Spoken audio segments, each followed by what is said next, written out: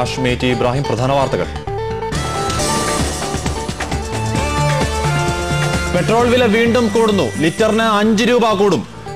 വർധനവ് ഇന്ന് അർദ്ധരാത്രി മുതൽ. നികുതി അടക്കം കേരളത്തിൽ കൂടുന്നത് 6 രൂപ. ഡീസൽ വില കൂട്ടാനും നീക്കം. മുഖ്യമന്ത്രി ആരെന്ന് കോൺഗ്രസ് നാളെ തീരുമാനിക്കും. സാധ്യത ഉമ്മൻചാണ്ടിക്ക് തന്നെ. രമേശ് ചെന്നിത്തല അവകാശവാദം ഉന്നയിച്ചേക്കും. ഹൈക്കമാൻഡ് പ്രതിനിധികൾ നാളെ തിരുവനന്തപുരത്ത്.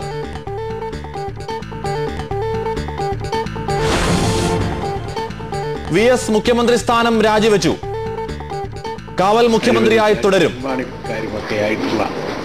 ക്രിമിനൽ കേസിലെ പ്രതികളെ കേരള ജനതയുടെ മേൽ അടിച്ചേൽപ്പിക്കാതിരിക്കാൻ ഭരണക്കാർ പ്രത്യേകം ശ്രദ്ധിക്കുമെന്ന് ആശിക്കുന്നു.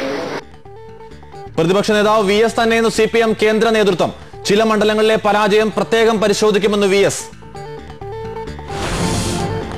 എല്ലാ കക്ഷികളെയും ഒരുപോലെ അംഗീകരിക്കാൻ UDF തയ്യാറാകണമെന്ന് KM മാണി. കോൺഗ്രസ് നിലപാട് അറിഞ്ഞ ശേഷം കാര്യം വ്യക്തമാക്കുമെന്ന് PK കുഞ്ഞാലിക്കുട്ടി. കുഞ്ഞാലിക്കുട്ടിയും മാണിയും ചർച്ച നടത്തി. മന്ത്രിസ്ഥാനം ചർച്ച ചെയ്തില്ലെന്ന് നേതാക്കൾ. പാമോലിൻ കേസിൽ വിജിലൻസ് അന്വേഷണം പൂർത്തിയായി. ഉമ്മൻചാണ്ടിയെക്കുറിച്ച് പരാമർശമില്ല. റിപ്പോർട്ട് കോടതിയിൽ. ജയലളിതയുടെ നേതൃത്വത്തിൽ അണ്ണാ-DMK സർക്കാർ മറ്റന്നാൾ സത്യപ്രതിജ്ഞ ചെയ്യും.